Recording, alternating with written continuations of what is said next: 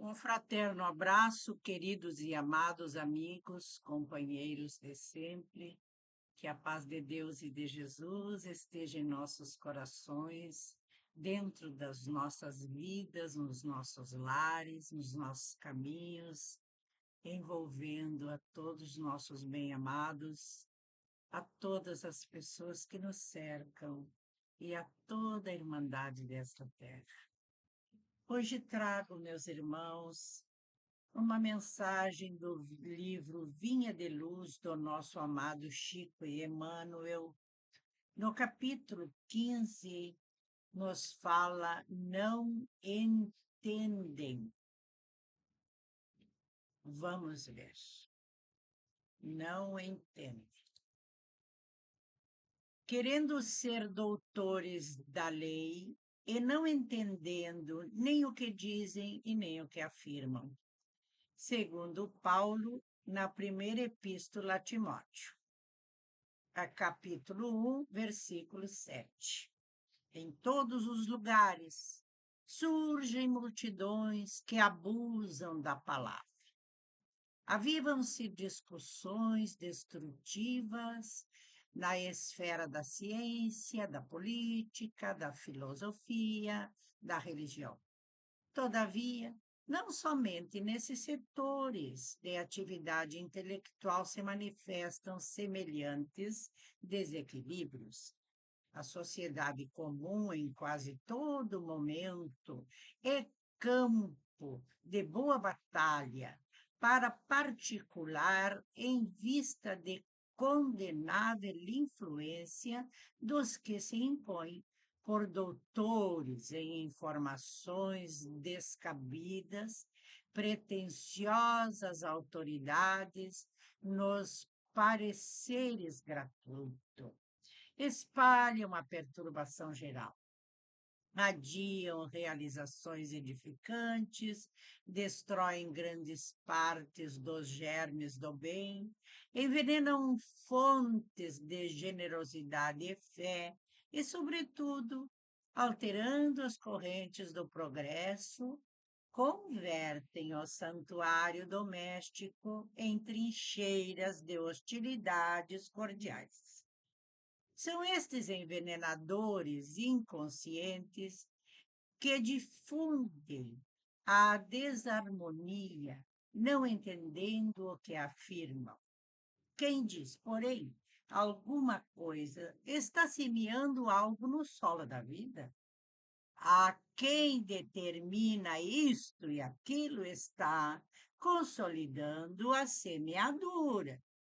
Muitos espíritos nobres são cultivadores das árvores da verdade, do bem e da luz. Entretanto, em toda parte, movimentam-se também os semeadores do escalracho da ignorância, dos cardos da calúnia, dos espinhos da maledicência. Através deles, opera-se a perturbação e o estacionamento. Abusam do verbo, mas pagam a leviandade em dobro de preço. Porquanto, embora desejem ser doutores da lei, é por mais instante confundir-lhes os parágrafos e ainda que dilatem a própria insensatez por muito tempo, mais se aproximam dos resultados das suas ações, no círculo das quais essa mesma lei lhes impõe a realidade da vida eterna através da desilusão, do sofrimento e da morte. Isso é de praxe, né, meus queridos? Sempre ouvimos, muito triste, nós também muito já fizemos. Eu fui sempre assim, fiz muito também. A gente tem que olhar para trás e admitir seus erros, né? Ser dono da verdade. Eu nunca gostei de crítico. Quando vejo um crítico na televisão, essas coisas, não gosto de olhar crítico. Eu sempre digo que o crítico não faz nada, ele só critica. Quero ver arregaçar as mangas e fazer. E, normalmente, quase todas as pessoas usam esse hábito de criticar os outros e ditar regras para a vida do outro. Ah, se fosse comigo, eu fazia isso. É? Ah, mas fulano não devia ter feito tal coisa. Fulano não devia ter comprado aquilo que comprou. Sempre sendo o promotor de acusação da vida dos outros. Todos se tornam réus diante dos seus conceitos, ele julgando e direcionando a vida dos outros. E, na verdade, a sua vida é uma bagunça e essa pessoa não é nada, não tem nada, nunca tem nada. E se tiver, por pouco tempo. Porque, como diz a leitura, aquilo que sai pela nossa boca, aquilo que lançamos na terra, é uma semente que vai germinar.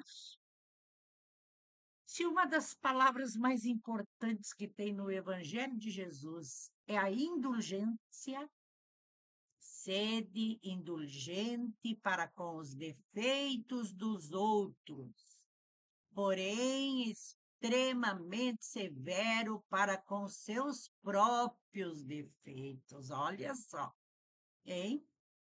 O que eu tenho que ver com a vida do outro? O Deus do outro é o mesmo meu. O mesmo direito que eu acho que tenho de ser beneficiado por isso e por aquilo, de ditar regras, o outro também tem. A vida é dele. Nem a vida dos nossos filhos não nos pertence. O único Pai e Senhor, dono de tudo, das nossas vidas, do nosso corpo físico emprestado, do mundo em que habitamos, com tudo que tem dentro, com tudo que nos serve, nossa casa, tudo é de Deus, nosso Pai. Ele nos tira a hora que Ele quiser. E o outro também. O outro também. Quando se dá um assassinato, uma tragédia, são os primeiros a levantar a voz e dar o palpite.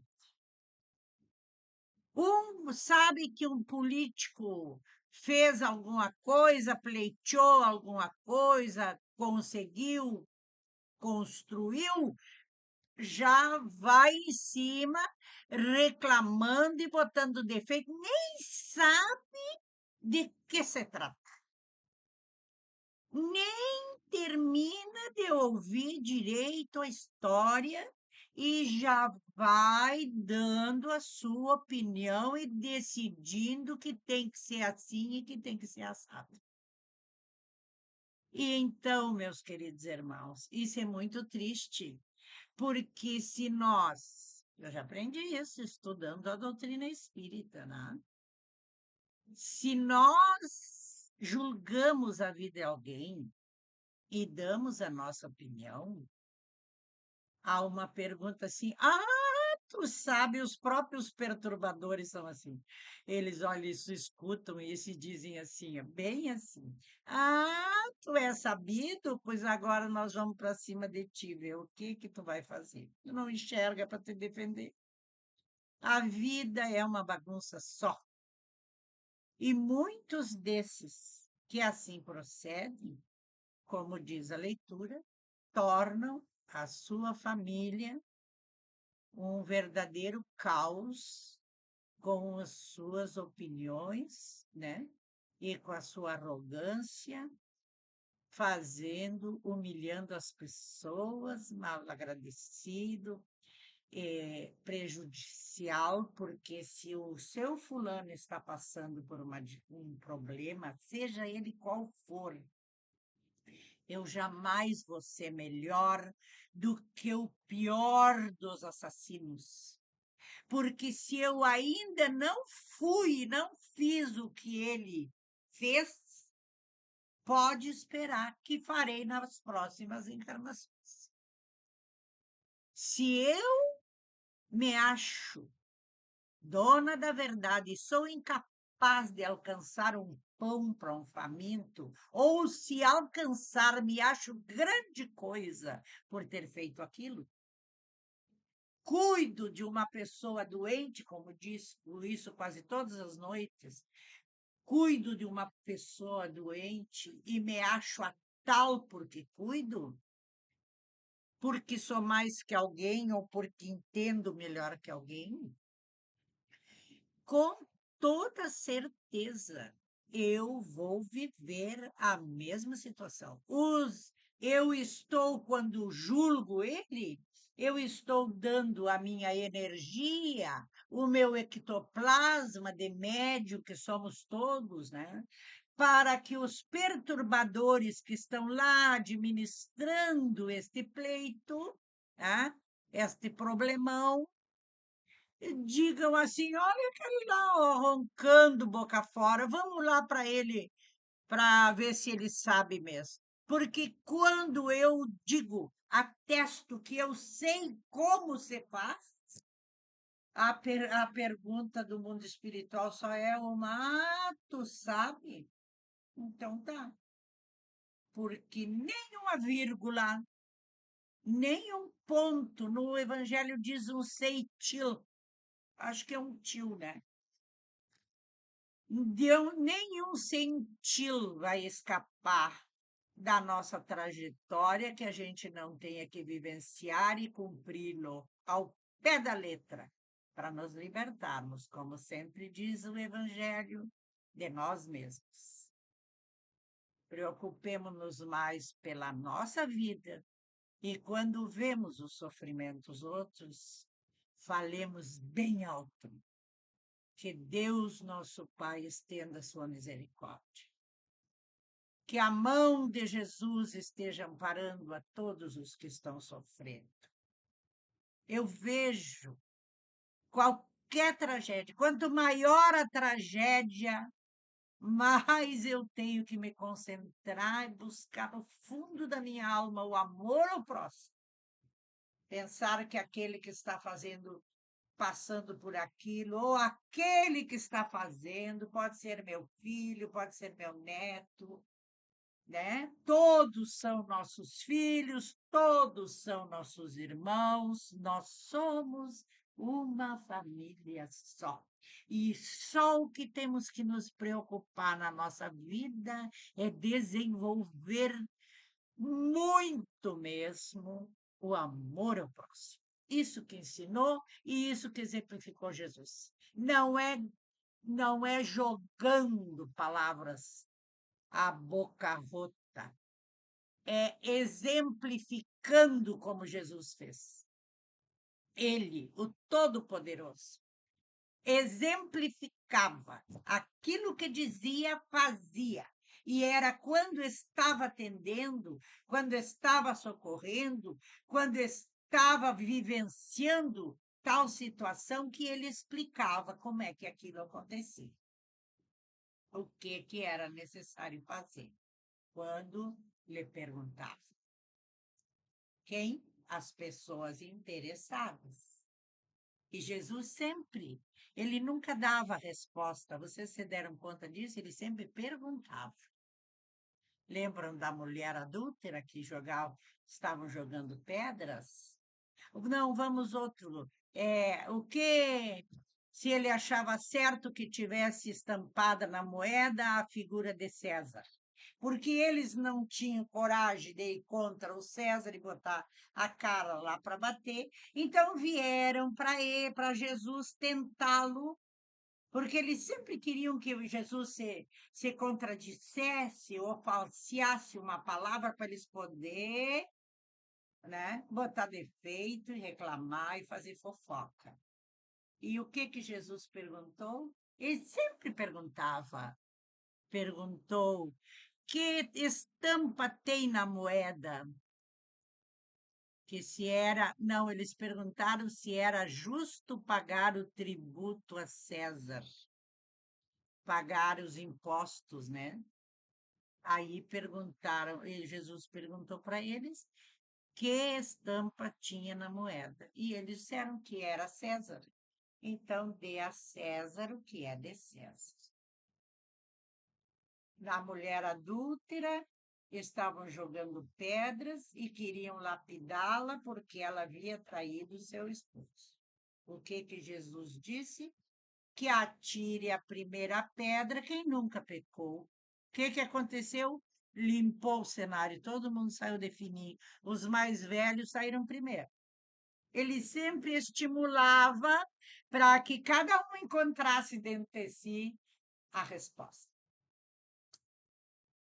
Aproveitemos, queridos, que nós temos todo esse conforto de internet, né? Nós, não existe, gente, não existe desculpa para não conhecer as leis de Deus. Não existe. E, na verdade, é isso aí. Quem tiver o interesse deve questionar e buscar acertar sempre. Porque tudo que nós gostamos ou não gostamos hoje, amanhã será diferente.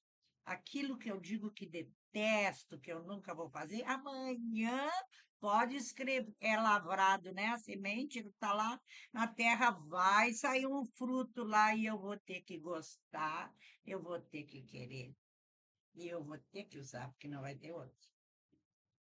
Então, temos muito cuidado. Hoje que a nossa inteligência já está mais aguçada, hoje que nós já passamos por aquela pior fase, né? Das cavernas, da ignorância total do ser, que já demos uma evoluidinha, né? Pouca coisa, né? Que temos todo esse emaranhado de livros, palestrantes, casas doutrinárias por tudo que é parte, não necessariamente espírita, pode ser outro, mas o que importa é que a gente use a inteligência que Deus nos deu para ajudar os outros e não criticar. Nunca! Porque a lei do retorno é que nem bumerangue, vai e volta. O que sair daqui e do meu sentimento, com certeza volta para mim. Até amanhã, meus amores. Um grande abraço. Acho até que me estendi um pouco mais, né? Até lá.